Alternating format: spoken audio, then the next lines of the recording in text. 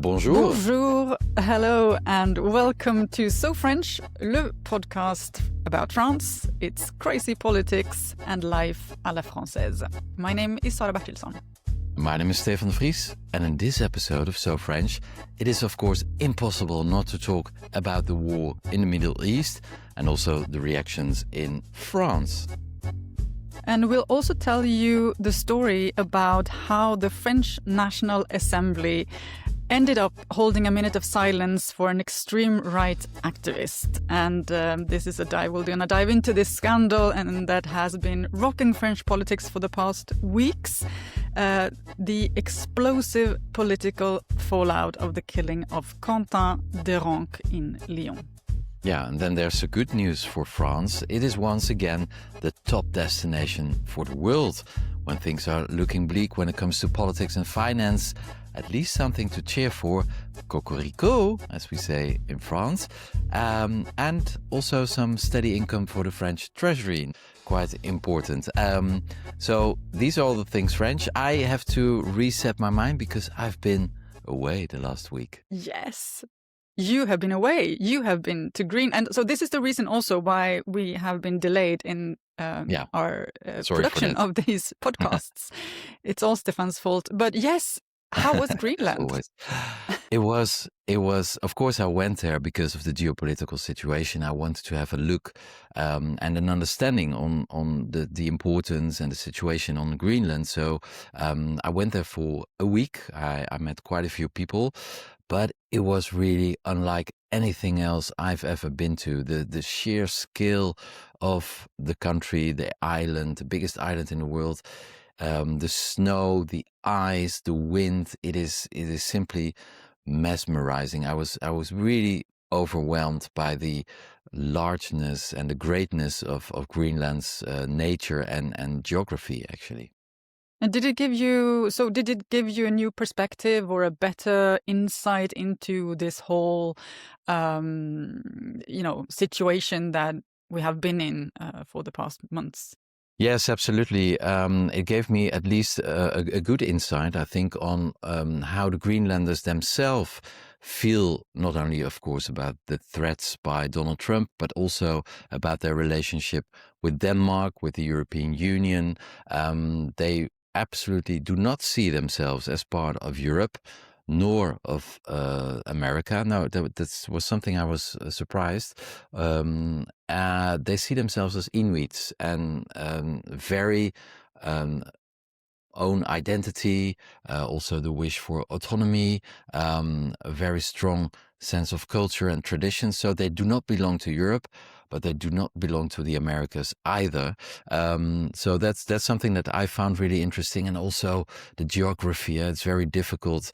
There's now a lot of talk about mining. There are a lot of valuable resources in the ground, in the rocks of Greenland, but they're mostly covered under 2 or 3 kilometers of ice and snow, and there's no infrastructure at all. There are no roads, there's no electricity grid, that's just limited to the small towns and settlements, but they are not connected in between. So it is extremely hard if you would like to start mining there. It would also be extremely hard to occupy it because it's so big. It was in many senses really an eye-opening trip. Oh, so did you see any? Well, first of all, did you see any penguins? Well, you are the one who told me that penguins are only on the southern hemisphere, so I'm not going to fall into this trap, Sarah. Okay, you didn't see any penguins then. Did you see any French troops? No, but I did see quite a few soldiers and also many policemen who were sent over from Denmark. There was also a cruise ship in the very small harbor of Nuuk that is there since 3 weeks, and that is housing the extra soldiers that were sent to Greenland. I did speak, however, to the French consul. He just took office a month ago, of course, in a reaction to the threats of Donald Trump. France decided to open a consulate, last month. So this is completely new. It didn't exist Totally before. new, and the consul is still looking for an apartment for himself and for an office for the consulate. There are only about 8 to 10 French people living in Greenland, so opening a consulate just for them is, of course, not the reason. The real reason is, of course, the geopolitical situation. And Emmanuel Macron also visited Greenland a few months ago. So it is a way of showing the Greenlanders the solidarity of France and Europe, but also a warning to the United States that the European countries take this territory very seriously. So yeah, that's also interesting. So France is now present. There was already an Icelandic consulate, very small house, and in that very small house, Canada also opened a consulate a month ago. So Getting crowded. It's really, sorry?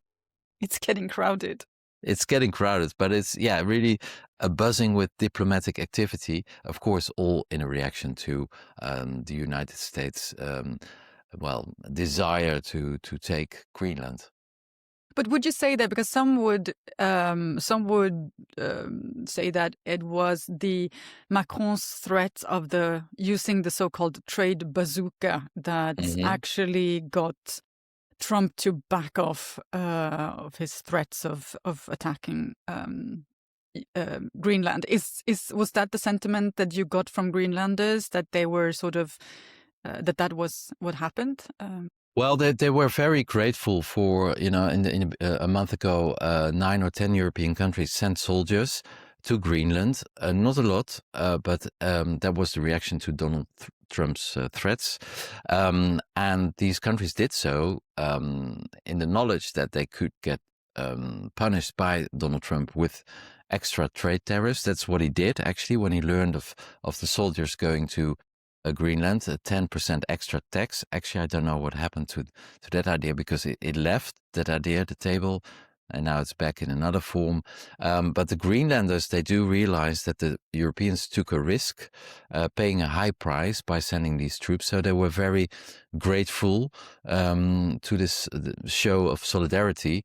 And so that was interesting. They felt reassured by European support. Interesting. Yeah, fascinating to go there. I must say, I'm quite jealous. I can really recommend all our listeners to book a vacation there, because it's really unlike anything else. But actually, I was a bit late to go there, of course, because this is a crisis that started a month ago, which is such a long, or 2 months ago, which is such a long time in geopolitics, Sarah. Yes, these days Greenland is feeling quite cold, actually, and old compared to the heat we're seeing from other parts of the world. Middle East at war again. Very sad situation we're living through. So we're going to actually bring back the discussion a little bit to this side of the world again. Here in France, Macron gave a speech on Tuesday evening, I think it was, to the nation, trying to reassure people about what is happening, condemning what he said, illegal attack on Iran, but in a very, very vague language, I must say. It was he admitted that this was done outside of international law, but at the same time, no strong words, no strong condemnations, and he just sort of brushed it aside a little bit. He also announced the deployment of the French aircraft carrier Charles de Gaulle, sort of the biggest aircraft carrier that I think in Europe, probably. Is going to the Mediterranean. He's also increasing anti-terrorism measures inside France. So I was wondering, how do you see this, Stefan? Is this crisis in the Middle East and the war in Iran and, in the neighboring countries, is this a threat to Europe, would you say? Yeah, it's on many different levels of threats. It's of course a geopolitical threat, a diplomatic threat. It has an influence on the prices of energy in Europe. It may also cause a wave of refugees who would like to flee the region. And of course, it will result in even more instability in the region because there is no plan on what should happen next with Iran. So yeah, it's in many ways a big risk. We've seen an Iranian drone, or probably a drone from Hezbollah, landing or being fired to Cyprus. Now, Cyprus is, of course, a member of the European Union. European Union nation states have the obligation to help any other member state who is being attacked by foreign powers. So that could draw European countries into this war. And we already see that there are more than about 10 countries now somehow involved in this really strange operation by the US and by Israel. And we've already seen this week the bombing of an Iranian marine ship off the coast of Sri Lanka. So it looks like this is going to turn into a global conflict. And that's, of course, very worrying. Don't you, I mean, isn't this once again an example of Europe sort of being dragged in, or collateral damage, or I don't know, but in decision, but not being part of the decision making once again, absolutely. Right? You get this feeling that Europe is not pushing its own agenda or pushing its own destiny forward, but it's more or less once again, the victim of others, bigger or superpowers. Yeah, absolutely. We've seen that, of course, also with the war in Ukraine, where Europe was not at the table, at least not in the beginning, in the peace talks between Russia and Ukraine, or I must say ceasefire talks, because peace is probably very far away. But when it comes to Ukraine, Europe has taken more or less the lead because it's now the biggest financer. So the role has changed. But indeed, this war or operation, or I don't know how you can call it, is another sign that the US really doesn't care about Europe. They just do their thing, and they don't care about the consequences. They did not even inform the European partners about this action that was, well, everybody was expecting something already for many weeks, but officially there was no cooperation or consultation with the European countries. Yeah, it shows that we are just being ignored, and the fact that we are talking with 27 different voices, maybe 28 or 29 if you count Norway and the UK, also part of this group. It shows that we're being considered irrelevant, and we're just not strong enough or not confident enough to say, hey, we also have an opinion, and we don't want this or we want that. But yeah, we don't really see that. Someone who is working for making sure that the voice of Europe, or the independence, at least strategic independence of Europe, has been Emmanuel Macron ever since he took office, and he's been pushing this agenda of a European strategic independence. Mm-hmm. Luck or like coincidence, or luck or fortunate, unfortunate, I don't know what to call it, but it happened so that earlier this week, on Monday actually, and this was planned since a long time ago, Emmanuel Macron presented the French new nuclear doctrine. So the policy for French nuclear weapons. And of course, this came then only like 48 hours after the US-Israeli attack on Iran. Gave it a completely new importance, I would say, and, weight. He came with quite some significant changes to the doctrine. What he also did was, it has been a lot of rumors here in France. There's been a lot of criticism from opposition parties being worried that France is somehow going to let go of its power over its own nuclear weapons. In this speech, he clarified, so to say, that situation and confirming that France will keep the power over this over the nuclear weapons, and that also reassured the opposition parties. And I must say, for once, and this is very rare, the French politicians seem to be agreeing on something, and maybe it's symptomatic as well that is when it comes to military action and nuclear weapons, where you can agree. You can have politicians to agree on something, which is quite sad. But at least it seems to have reassured some of the opposition parties here in France. But Emmanuel Macron announced a joint work with other European nations, the Netherlands being one of those nations. How do you? I mean, what's the reaction been where you are? Actually, there were few reactions.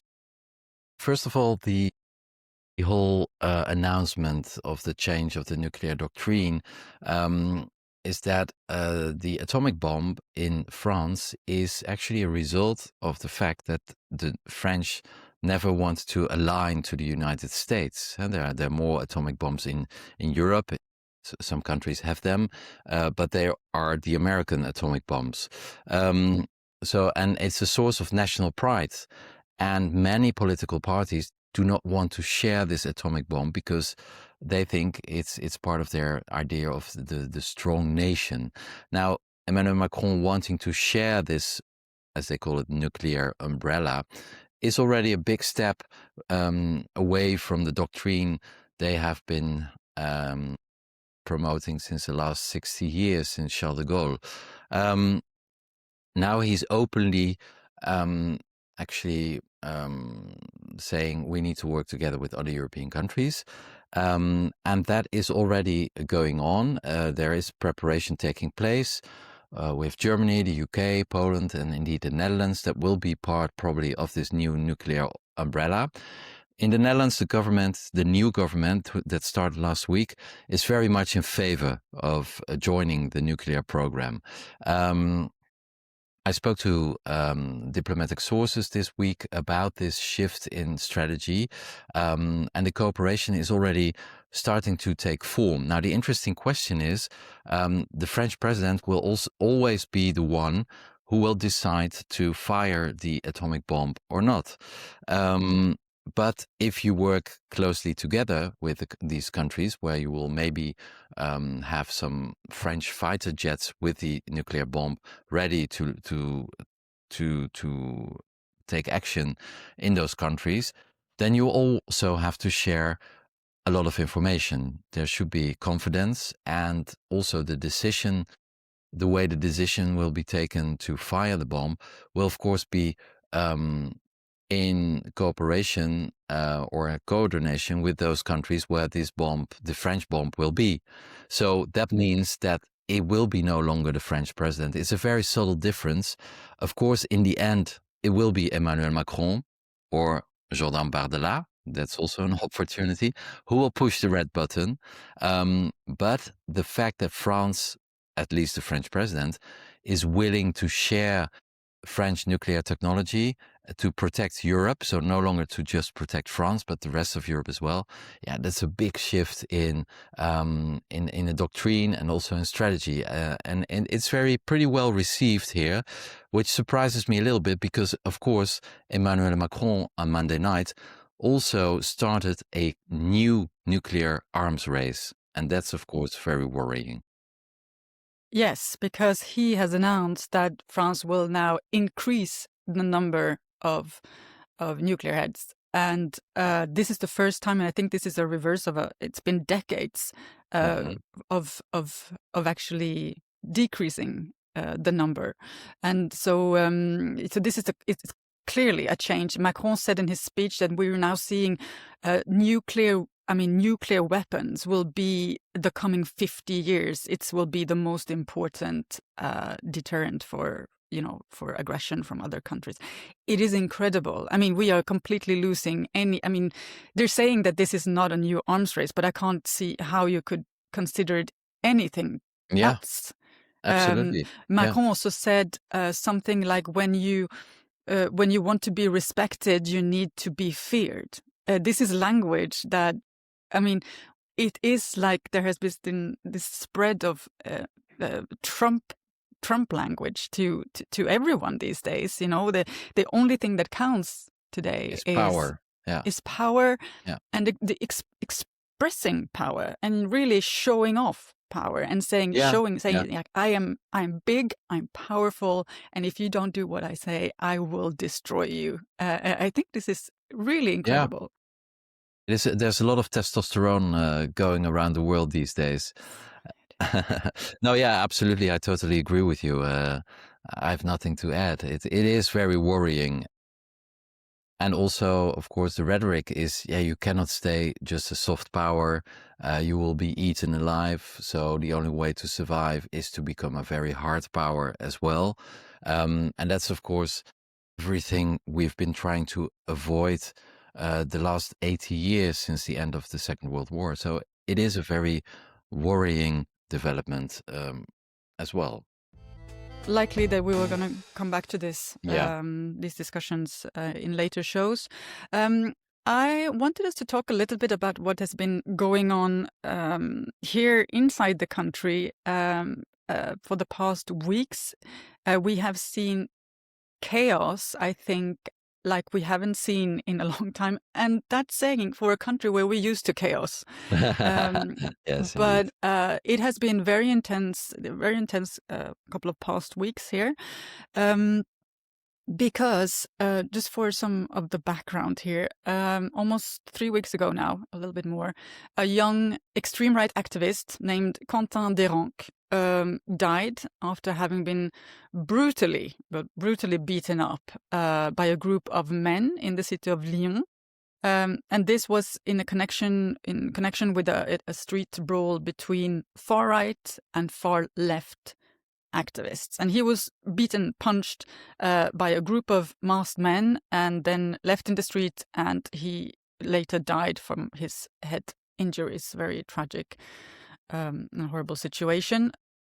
23 years old. Several people have been arrested for this. And now it's when it becomes more political, because all of these suspects were either members or connected to, in some way, an organization called La Jeune Garde, the Young Guard, which is, it used to provide security for the left-wing political party La France Insoumise, or France Unbowed, so Mélenchon's party. And two of the suspects, they have different degrees of suspected involvement in this, but still, they even worked in the French parliament for one of the members of parliament from La France Insoumise. And so the scandal was immediate, and many were those who were quick to make a direct link between the political far-left parties, so La France Insoumise, and the killing. And of course, what was really putting oil onto the fire was the reaction of La France Insoumise and also the attitude of Jean-Luc Mélenchon. It's very, let's say, energetic leader of this left-wing political party. There was also a lot of criticism, right, on the way he and his party reacted. Well, yes. I mean, they, of course, condemned the killing, but they first tried to, change the perspective completely and started talking about the lack of police presence during these brawls, which, I'm sure it's a discussion maybe worth having. But they didn't really take a clear stance against violence. Of course, they condemned the killing. That was very clear. Many would say at least didn't take a clear stance against really condemning all political violence. National Rally, so Marine Le Pen and Jordan Bardella's party, were very, very strong on making sure that they put the blame for this killing on La France Insoumise and the political. And also trying to switch actually positions, because of course for many decades the Rassemblement National, or the Front National, the predecessor, has been the one that has been associated with violent groups. And now Jordan Bardella said the far left kills.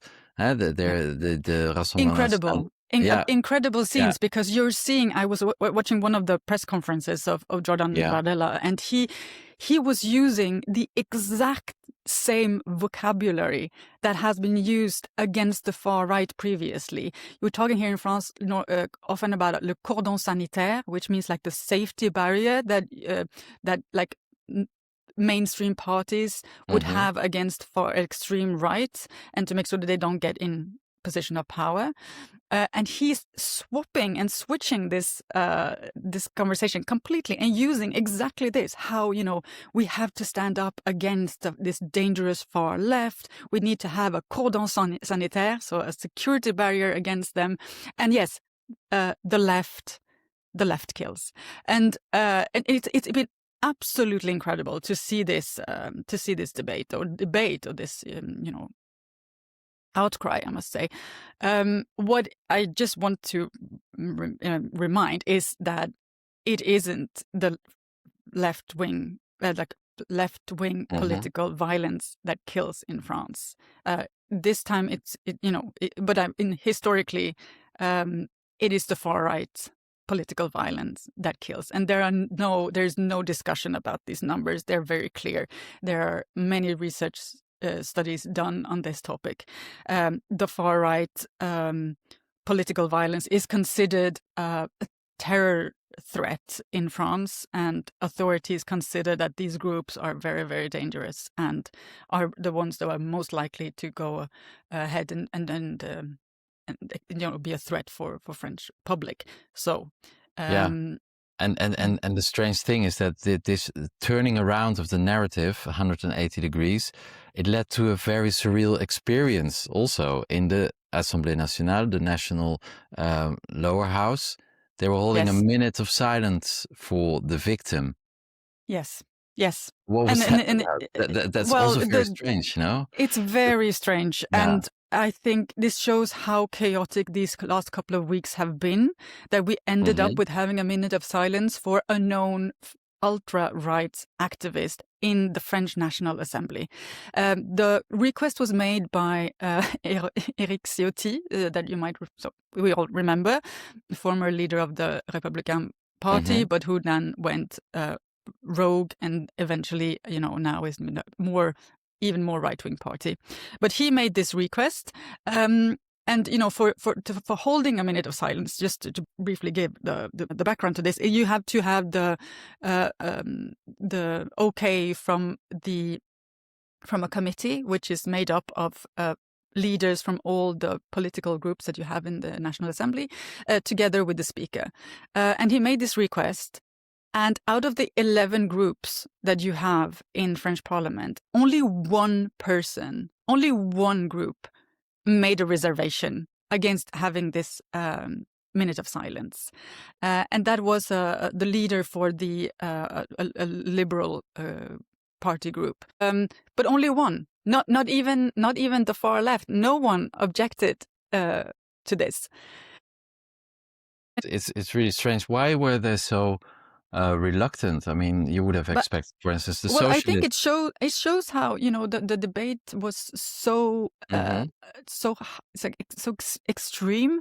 Being against a minute of silence in National Assembly would have been considered somehow minimizing this horrific and horrible event.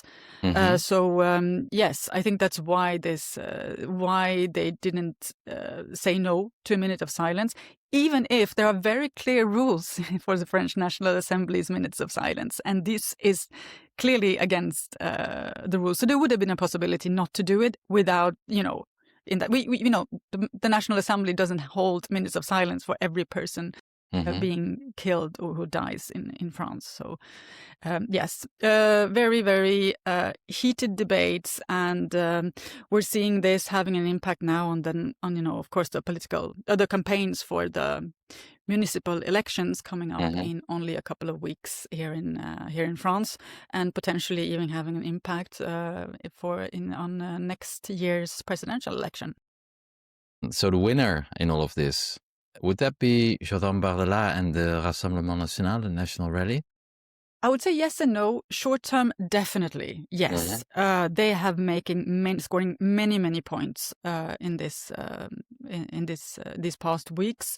But in the long term, I am not so sure, because the thing is, Jordan Bardella and Marine Le Pen, they need Jean-Luc Mélenchon as well, because their ideal adversary for next year's presidential election and the second round is Jean-Luc Mélenchon. And this is the person where they are most likely actually to win.